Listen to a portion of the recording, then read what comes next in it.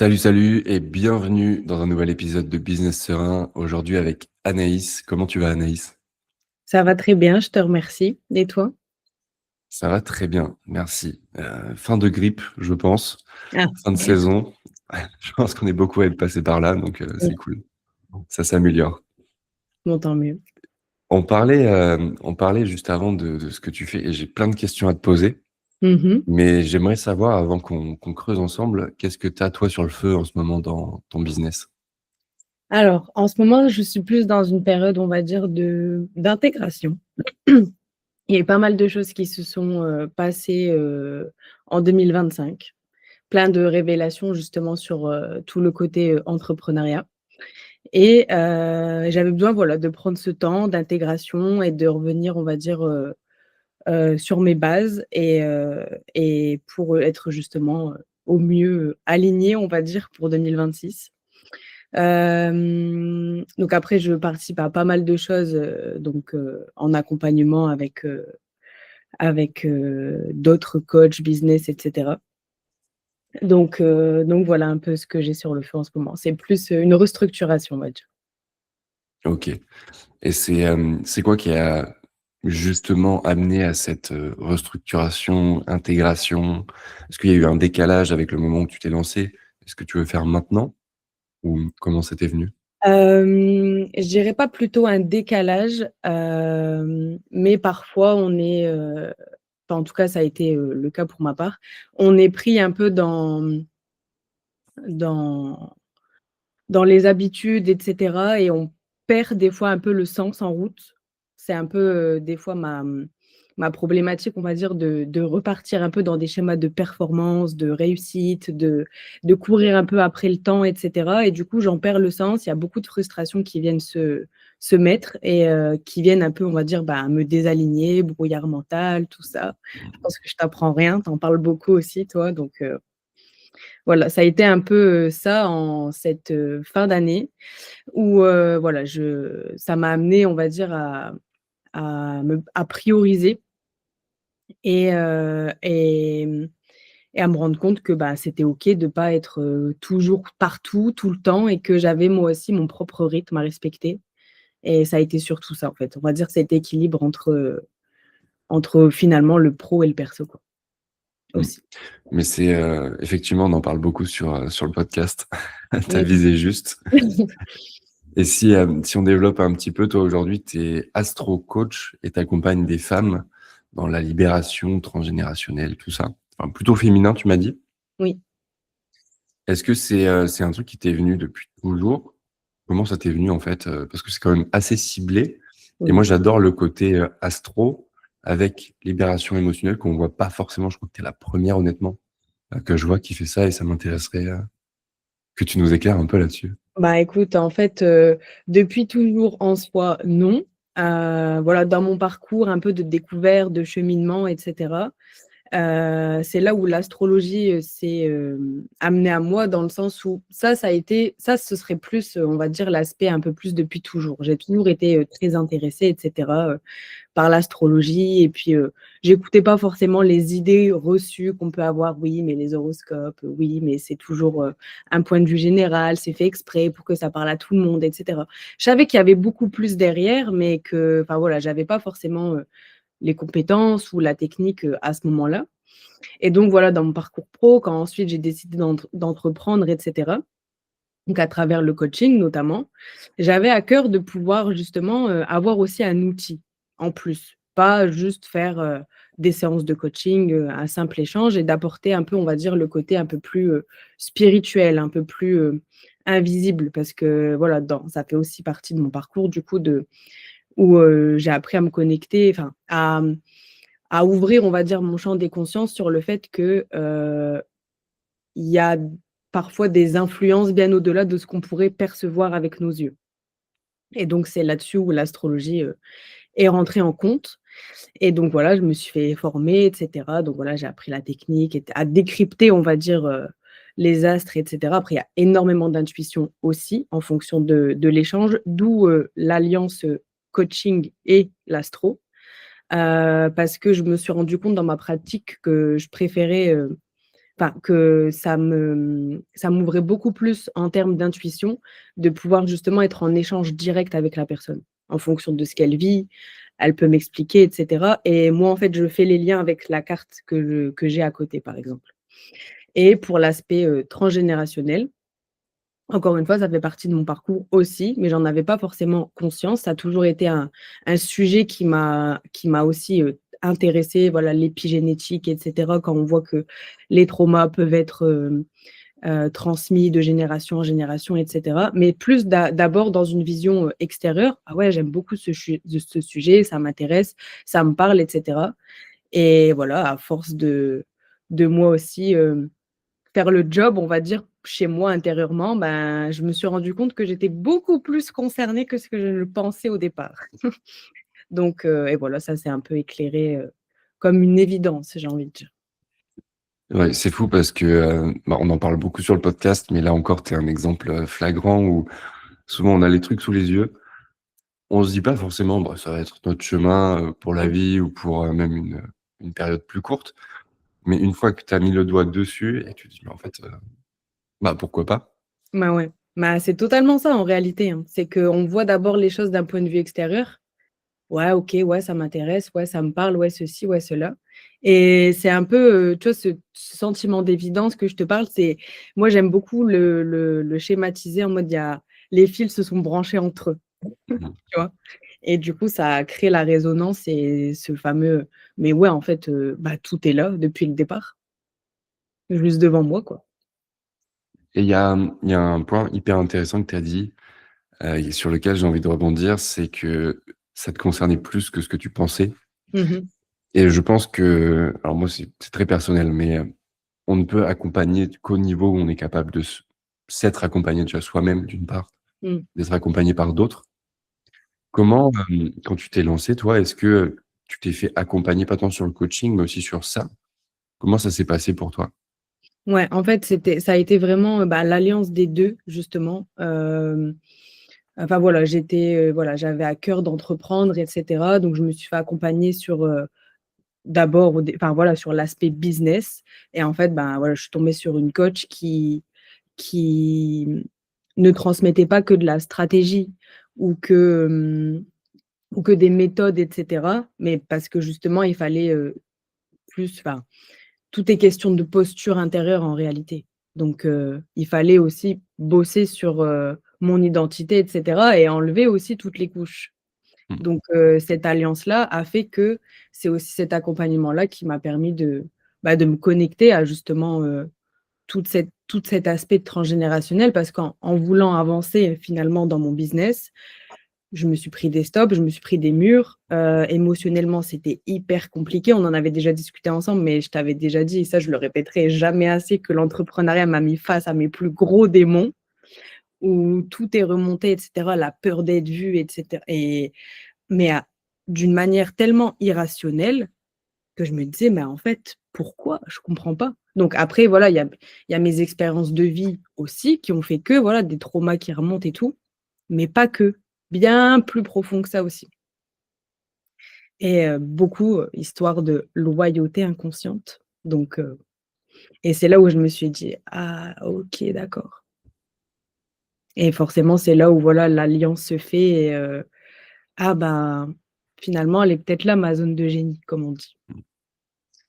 Je sais qu'il y a beaucoup de personnes qui vont nous écouter qui sont, disons sensibles à tout ce qui est intangible, invisible. Mmh. Et tu viens de parler de loyauté inconsciente qui, je pense, est un vrai sujet lorsque tu entreprends parce que, bah, à chaque, en fait, c'est comme des cycles et à chaque nouveau cycle, quand tu veux aller plus haut, que ce soit en termes de chiffres, en termes d'impact, C'est ça. en termes d'identité parce que, bah, on se renouvelle aussi à l'intérieur. Tu as besoin d'aller chercher tout ça, notamment les loyautés inconscientes. Qu'est-ce que tu conseillerais à quelqu'un qui peut-être est en décalage ou se sent en décalage aujourd'hui pour justement mettre un premier pied à l'étrier? Bah, en réalité, pour moi, c'est de prendre le temps de faire le vide et et d'essayer, en fait, de prendre de la hauteur sur son propre fonctionnement. Un peu comme, moi, j'ai vraiment l'image quand je me mets en introspection et cetera et que je me laisse, que je viens me sonder intérieurement, c'est comme si limite je mettais mes yeux au-dessus de moi, en fait. Je m'extrais, comme si, voilà, j'essaye de me désidentifier de tout et de vraiment juste aller, explorer, le mon mécanisme, on va dire. OK, à partir de ce moment-là, je ressens quoi? Et ça me rappelle quoi? Et démêler, démêler, démêler, démêler jusqu'à le truc de: «OK, d'accord». Pour en fait, pouvoir, voir clairement le schéma qui s'active et une fois qu'il est identifié, on reprend le pouvoir de pouvoir, le switcher, quoi.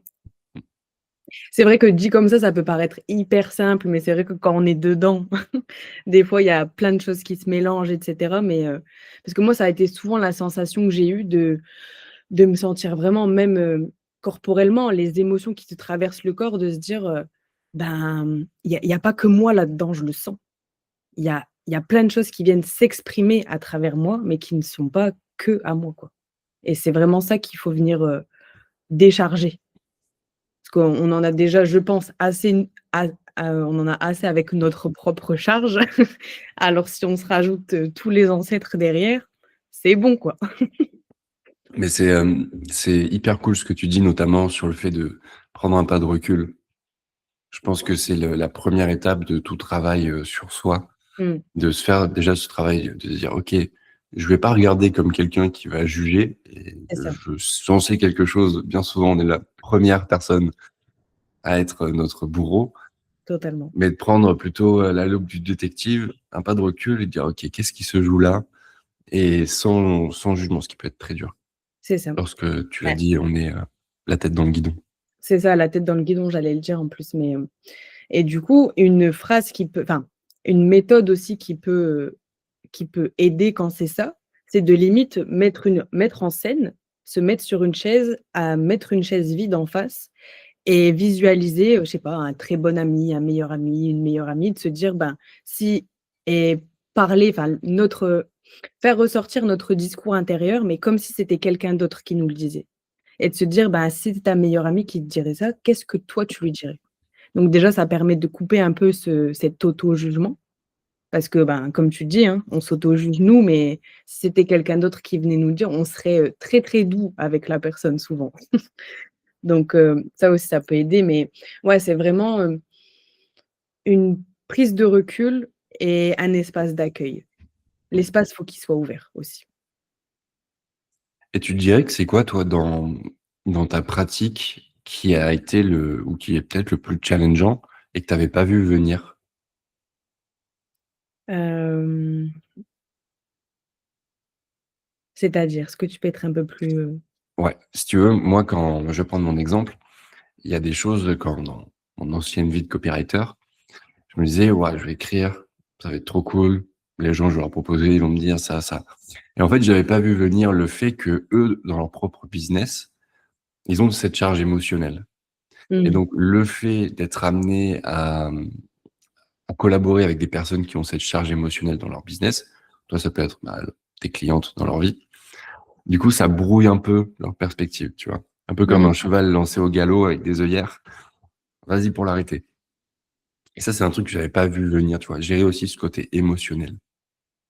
ouais, OK, je vois. Ouais, bah, merci pour l'exemple, du coup, c'est plus clair pour moi. Ben, en réalité, j'ai envie de dire la même chose, hein. Forcément, moi dans ma pratique, ben, je suis neutre, je suis extérieure, je vois les schémas Mmh. et c'est un peu, ce qui peut être challengeant, c'est bah, pareil, par exemple, avoir une personne en face qui genre, je vois un peu le freeze. Ça freeze et hop, ça remonte dans le mental et ça perd un peu, tu vois, ça se déconnecte et du coup, c'est un peu plus, je dis pas challengeant dans la transmission, mais plus dans l'intégration il y a énormément de peurs, qui viennent, on va dire, se réactiver. C'est le système nerveux qui se met en mode, «Oh non, moi je veux pas entendre ça, j'esquive». Un peu ce côté un peu fuite qui peut du coup être, ben, en tant que pro, on va dire, qui peut parfois, ouais, être assez frustrant, hem, parce que, ben, elles ont les clés et c'est à elles d'aller ouvrir les portes. Mmh. Mais du coup, ça, c'est un peu le côté frustrant quand on voit les choses, en fait, d'une manière, on va dire, plus lumineuse, vu que, bah, ça nous concerne pas directement et de voir le potentiel et de voir vraiment, toutes les possibilités, mais que, ben, forcément, elles ont un peu la tête dans le guidon, le système nerveux en PLS, tous les freins, toutes les loyautés qui viennent, on va dire, empêcher l'expansion, bah, c'est hyper, ça peut être, hyper frustrant d'un autre côté. Mais tu mis le doigt sur cette notion de responsabilité où c'est à elle, C'est la ça, personne, de faire le travail finalement. ouais, Parce que totalement. tu peux pas le faire à sa place. Exactement. J'ai, un petit jeu pour toi. OK, Ça s'appelle la roue. Alors pas très original comme nom, mais je vais te partager mon écran OK, ça marche. et tu vas voir que derrière non, je vais te le partager après. Est-ce que tu vois bien la roue? Oui, parfait. Alors il y a quelques mots sur le côté ici. Mmh. Je t'invite à me donner un nombre entre 1 et 5. 5. 2, 3, 4, 5. À ton top, on lance la roue et derrière chaque mot, il y a une question OK, et on va voir où ça nous mène. allez, top.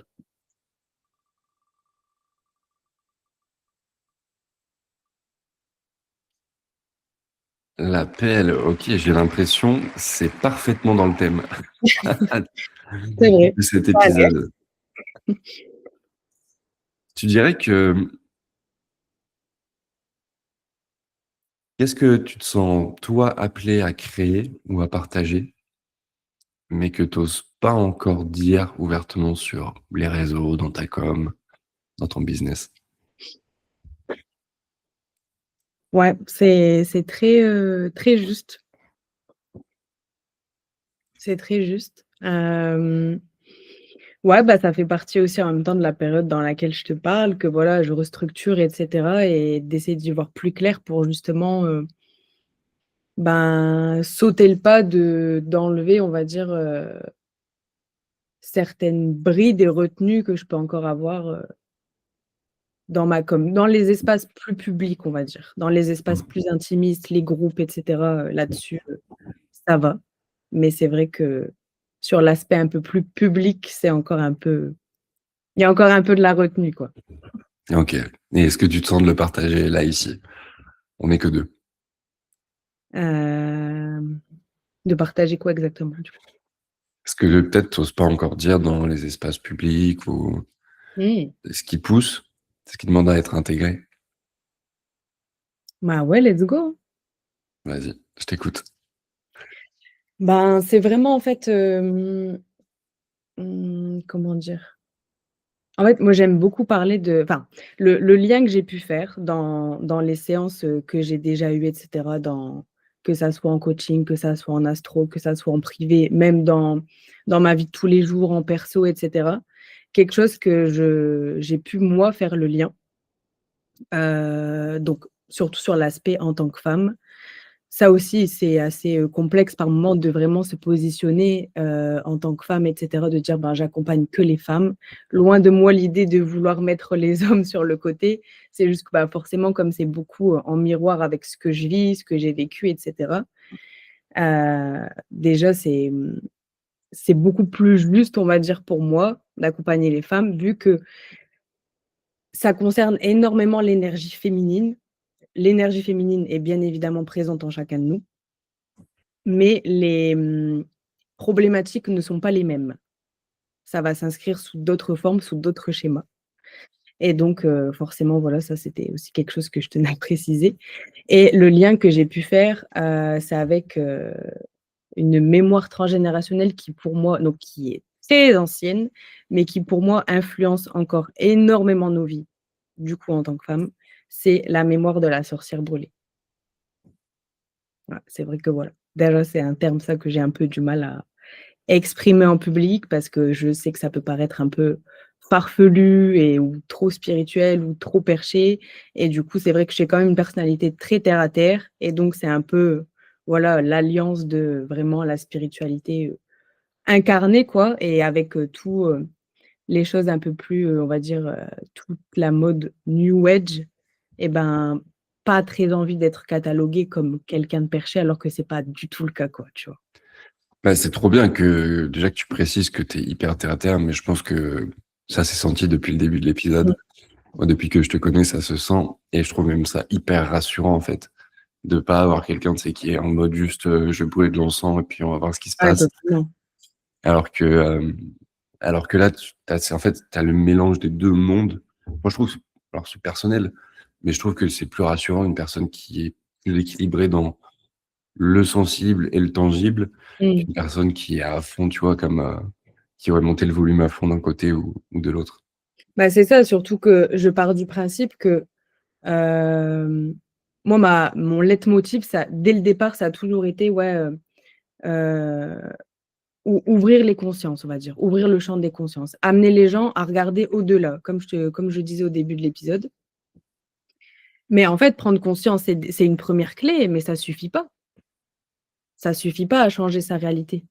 Il faut être ancré, il faut garder les pieds sur terre parce que c'est bien beau de le shadow work, c'est bien, c'est trop bien, on va voir, on va décrypter. Ah ouais, je sais pourquoi, je sais pourquoi, je sais pourquoi je ressens ça, je sais pourquoi il m'arrivait ci, il m'arrivait ça. C'est ça ramène enfin voilà, c'est une première clé de transmutation, mais ça suffit pas, sinon derrière on en fait quoi? OK, ouais, il y a telle mémoire, OK, il y a tel vécu, mais la réalité, elle va pas se changer juste en ayant conscience. Donc c'est vraiment, ouais, c'est cet équilibre des 2 et ça aussi, ça peut faire, en même temps, du coup, je rebondis sur ce que j'ai dit, précédemment. Ça peut, être aussi, gage de frustration bah, quand il y a pas de mise en action derrière. Mmh. Et bon, après, 100. chacun leurs responsabilités évidemment, mais c'est vrai que c'est assez frustrant. Et quand tu parles de cette mémoire de la sorcière brûlée, alors je lance une canne à pêche à la mer, tu me dis si, je vais dans la bonne direction ou pas, mais est-ce que c'est ce côté féminin sacré qui, pendant longtemps, a pu faire peur à je pense à l'Église, je sais pas pourquoi, mais, est-ce que ça tourne autour de ça ou pas du tout? Bah, l'aspect féminin sacré qui fait peur, oui. Après, j'ai pas émis forcément la vision religieuse, mais plus vraiment, sociétale, on va dire, Voilà, c'est historique. religieuse, c'est vraiment, moi qui m'engage là-dessus, hein. Ouais, ouais, mais après bon, ça en fait partie évidemment, hein. Mais, ouais, c'est plus vraiment dans un aspect beaucoup plus global où oui, bah, à cette époque-là, hem, les femmes qui osaient s'exprimer vraiment sur, bah, déjà sur, leurs désirs, sur leurs plaisirs, sur, l'intuition, sur, leur, capacité extrasensorielle, on va dire, sur, enfin voilà, celles qui utilisaient les plantes, en termes de médecine et cetera. Toutes ces femmes finalement qui ont été, ben, brûlées pour avoir, osé s'exprimer sur, enfin, oser être vues et oser, s'être montrées, comme telles, sous leurs différentes facettes et cetera. C'est vraiment, ouais, c'est cette ambiance-là et qui, pour moi du coup, ben, crée encore, énormément d'influences et de conséquences déjà notamment sur, d'un point de vue, corps physique, Mmh. puisque, ben, le corps garde en mémoire tout ça, l'utérus aussi en tant que femme. Donc, avec enfin voilà, tout ce qui est, les dérèglements hormonaux, les inflammations chroniques. Pareil, ça aussi, il y a énormément de femmes autour de moi qui sont, heu, qui sont sensibles, on va dire et moi, c'est mon cas aussi. Et donc forcément, de fil en aiguille, moi je fais des liens et cetera et puis, ben, la peur d'être vue, ça revient tout le temps, tout le temps, tout le temps, tout le temps dans mes séances. Les freins de: «Ouais, mais j'ose pas m'exprimer, je me bride, j'ai peur d'être jugée, j'ai peur qu'on me dise ci, j'ai peur qu'on me dise ça» et et voilà quoi, mais ouais, c'est vraiment cet aspect, ben, ouais, sociétal, historique, qui finalement, pour moi, à mon sens, ben, est encore d'actualité sous une autre forme. Ouais, je te rejoins là-dessus. Sous une autre forme, mais encore, et toujours d'actualité. C'est ça. C'est marrant parce que en fait, j'ai l'impression que juste le fait de réaliser ça, que les mémoires génétiques sont encore présentes et des fois tu traînes des trucs qui sont là depuis, des centaines d'années, tout ça. Mmh. En fait, ça allège aussi d'un poids, j'ai l'impression. Ouais. Ouais, Donc là, c'est vrai, hein, prendre conscience qu'on ne porte pas que nos charges à nous, ben, ça décharge déjà un peu. C'est vrai que la prise de conscience, elle est déjà, hyper libératrice parce qu'on peut y avoir, il peut y avoir énormément de culpabilité aussi. Pourquoi je ressens ça? Pourquoi je suis pas normale? Non, mais pour les autres, ça a l'air facile. Pourquoi est-ce que moi je suis autant, angoissée? Pourquoi est-ce que je suis autant, paniquée? Pourquoi est-ce que j'ai un système nerveux qui est comme ça? Et on peut s'en vouloir en fait et se trouver pas normal et se trouver alors qu'en fait, voilà, en fonction de chacun, il y en a qui sont éveillés, donc forcément ils sont plus connectés, donc ils sont plus connectés à leur corps, à leurs sensations. Il y en a qui sont un peu aussi en mode pilote automatique. Moi, il y a 5 ans de ça, jamais j'aurais pu te dire tout ce que je te dis aujourd'hui. J'étais totalement, à côté de mes pompes, comme on dit. J'étais déconnectée de moi, de mon corps, de mes émotions. J'étais anesthésiée et il y a énormément de gens comme ça aussi. c'est marrant Donc que tu parles de est-ce que tu fais une différence entre la honte et la culpabilité? Je ouais, te je fais une Ouais, différence. La honte, c'est encore plus profond pour moi. je te demande parce que j'avais lu une définition et tu me dis si ça te parle. La culpabilité, c'est quand tu te reproches d'avoir fait quelque chose, mais vis-à-vis de quelqu'un d'autre. Tu te sens coupable vis-à-vis de quelqu'un d'autre. Mmh La mh. honte, j'avais lu, c'est plutôt vis-à-vis de toi-même. Tu honte qu'il te soit arrivé ça ou d'avoir peut-être Mmh. subi quelque OK, chose. ouais, je vois la nuance C'est que tu ouais, c'est plutôt le projecteur vers l'intérieur. ouais, je suis d'accord. Donc ouais, dans ce que j'ai pu exprimer, c'est vrai que j'ai dit culpabilité, mais finalement, on est plus du coup sur une honte, ouais. Ouais, donc c'est pas, ouais, c'est pas tourné vers l'extérieur, tu remarques chez les gens que tu peux être en contact avec. C'est plutôt la personne qui a peur, qui aurait peur d'être vue parce qu'on verrait aussi la honte qu'elle peut porter, Ouais, d'après elle. ouais, ouais, ouais, c'est hyper résonnant ce que tu dis. OK. Bah, je voulais juste mettre ça au clair Ouais, ouais. Non mais ouais, tu as eu parce que raison, tu as eu des raison. fois je sais que je peux être, enfin, je peux poser des mots et pas forcément expliquer dans le podcast. Mmh. Donc je préfère m'arrêter pour qu'on définisse tout ça. Non mais ouais, totalement, en vrai, c'est ça, hein, la honte. La honte d'être, en fait. Mmh. Vraiment dans la J'ai une dernière question pour toi et mmh elle mh. est pas de moi, c'est de l'invitée précédente, Caroline, OK. qui aimerait savoir comment tu fais toi pour jongler entre, bah, ce côté, business très terre à terre, Mmh mh. avec, tout ce qu'on connaît, la compta, enfin, pas forcément sur la compta pour toi et ce côté, bah, en fait, j'ai envie de faire des choses, j'ai beaucoup d'intuition, j'ai envie de mettre des projets en place. Comment tu fais pour, jongler entre ça? C'est marrant parce que ça fait aussi partie de restructurer justement, hein, parce que là-dessus aussi, forcément, il y a une période où pas je me suis un peu perdue là-dedans, mais on passe par des phases où il y a énormément de flow et on sait pas trop, beaucoup d'idées, on sait pas trop comment les mettre en place et heu et ce qui m'a ramené au focus, on va dire, c'est de, justement dans cette période-là, donc d'intégration et cetera, c'est de me quand je te disais au début que je me remettais sur mes bases, c'est plus sur, ma vision, en fait. Vraiment me prendre le temps de me reposer sur ma vision. C'est vrai qu'au début, on pourrait se dire: «Oh mais je le sais déjà, je l'ai déjà fait ça et c'est chiant de des fois se remettre», mais en même temps, on évolue et on peut se rendre compte qu'en chemin, en fait, j'ai plus la même vision qu'avant. Donc de vraiment redéfinir sa vision et en fait, vision, intention, prise de décision et après priorisation, organisation en fonction de ça pour l'aspect un peu plus logistique, on va Mmh. dire, pour l'aspect com, pour l'aspect compta, pour l'aspect, rendez-vous avec les coachés et cetera. Mais, déjà pour jongler entre, ouais, l'aspect business comme tu dis et l'aspect, plus créatif, ben pour moi c'est ça, c'est de rester connecté à sa vision, poser les intentions et de poser les intentions derrière chaque action aussi et de rester aligné finalement pour pas justement partir dans trop d'idées, trop de création, enfin pas trop de création, c'est jamais trop de création, mais que ça soit, hem, efficient, on va dire. et que ça reste pas sur le côté et cetera. Parce que pareil, quand on est beaucoup de créativité, on peut parfois ne pas aller au bout de toutes les choses, qui est Ah très, oui, tu parles à quelqu'un qui connaît bien ça. mmh, Je vois tout à fait. ça m'étonne pas. Comment, j'ai envie de te passer le micro maintenant et j'aimerais, savoir si tu avais une question à poser à l'invitée suivante. Je sais pas encore qui ce sera, pour tout te dire. OK. C'est dur comme ça sans contexte. Ouais, après ça peut être, alors je veux pas t'influencer, mais ça peut être sur les périodes d'intégration, Mmh mh. comment une autre personne peut faire, mais je veux pas t'influencer.